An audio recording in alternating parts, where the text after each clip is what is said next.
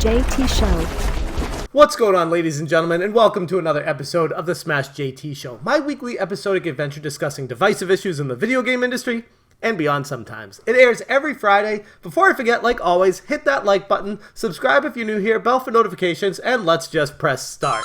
For this week, I am sitting at my computer because there is a lot to talk about, and most of it revolves around text on the internet. More specifically, microtransactions, and what even constitutes a microtransaction, because what I thought the universal definition was for it may not be so obvious to everybody, and that's what we're going to talk about today. Gearbox CEO's Randy Pitchford had a comment. This is clearly stated, as you can hear here.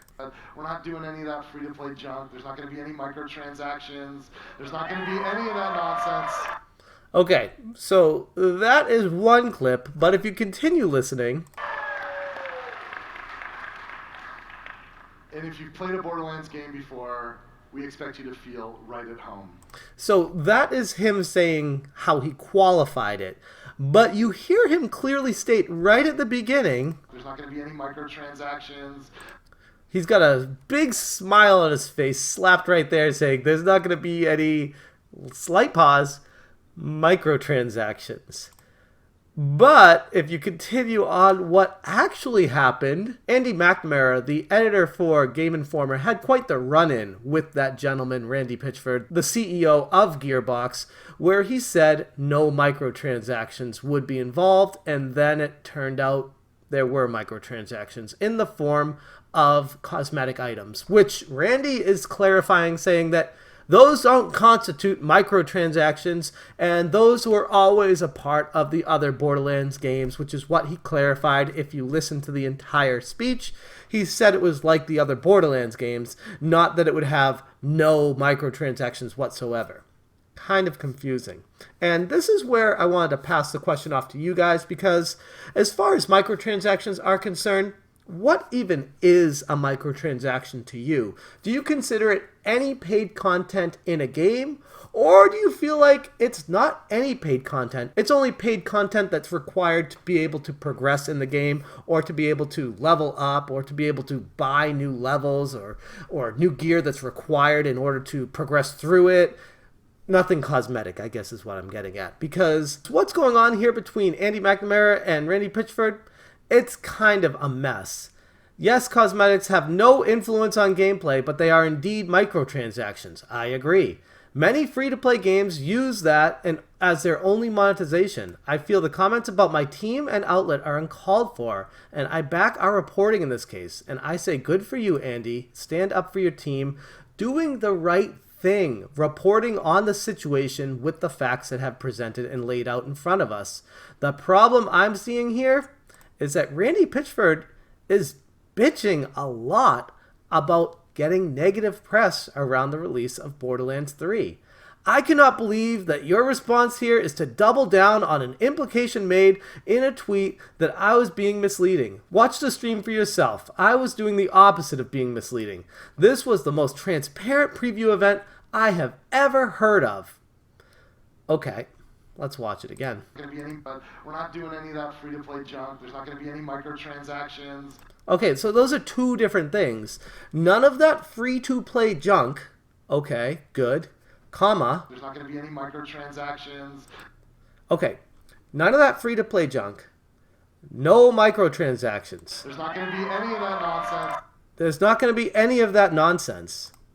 And then it turns out that there is going to be a little bit of that nonsense if you consider cosmetic items to be microtransactions or nonsense.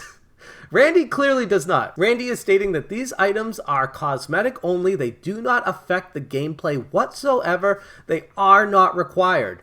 But the problem is he's attacking a news outlet for reporting on something that he said, and they are reporting factually about it. So it's a very confusing situation. It's hard to understand. Clearly, Randy is very invested with the success of Borderlands. He doesn't want any negative press surrounding the release. But the problem a lot of people are seeing with this is he's attacking a news outlet for reporting on what he said, stating he said there weren't going to be microtransactions, but there are going to be some cosmetic items that are microtransactions. That is the problem. I cannot believe your response here is to double down on the implication made in that tweet. Watch the stream for yourself. So he says it's clear, and then Andy replies saying, clear would be a statement like, we have microtransactions, but they are cosmetic and don't affect gameplay. That's my opinion. Calling us names doesn't seem constructive. I'm sorry we disagree. I said exactly that, but in reverse. I literally said we are doing campaign DLC and cosmetics, but not free-to-play. The no microtransactions was obviously additive to the free-to-play comment. The record of prior Borderlands games are all part of the context. You know this.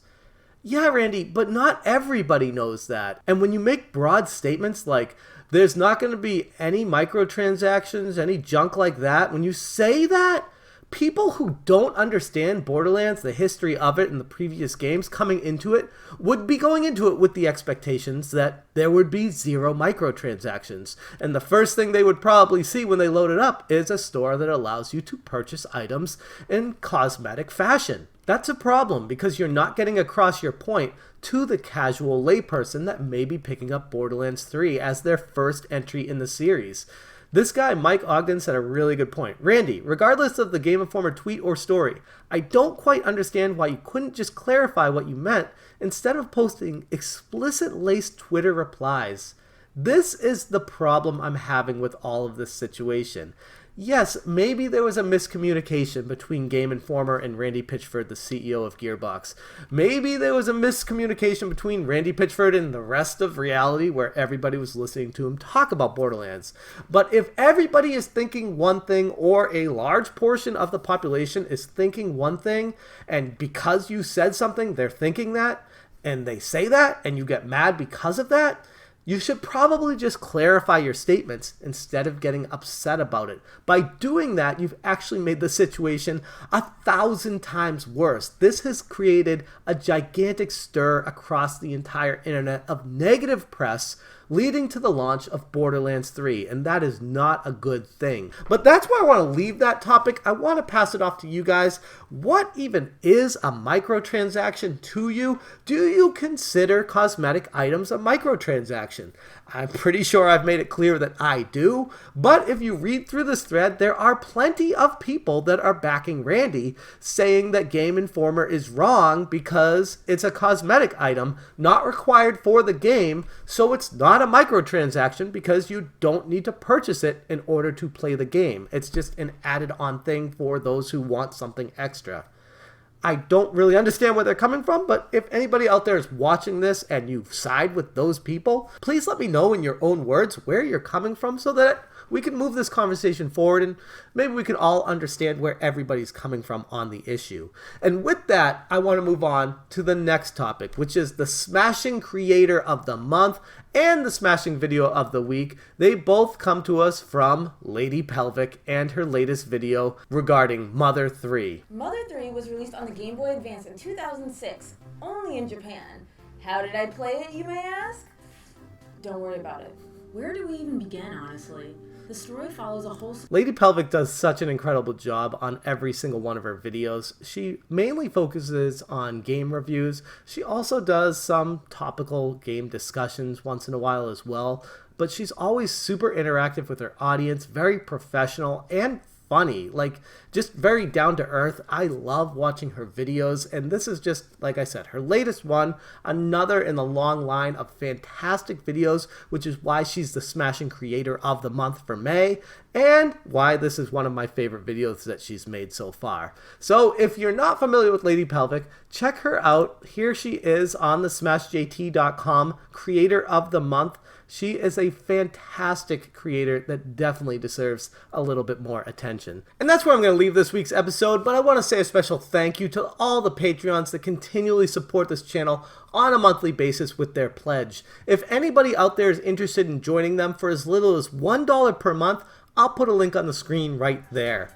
And if you're new to the channel and like to subscribe, I'll put a link right there as well. Don't forget to hit the bell for notifications. If you missed last week's video, I'll put it right there as well. That's all I got for you guys today. Thank you so much for watching, and as always, you stay smashing.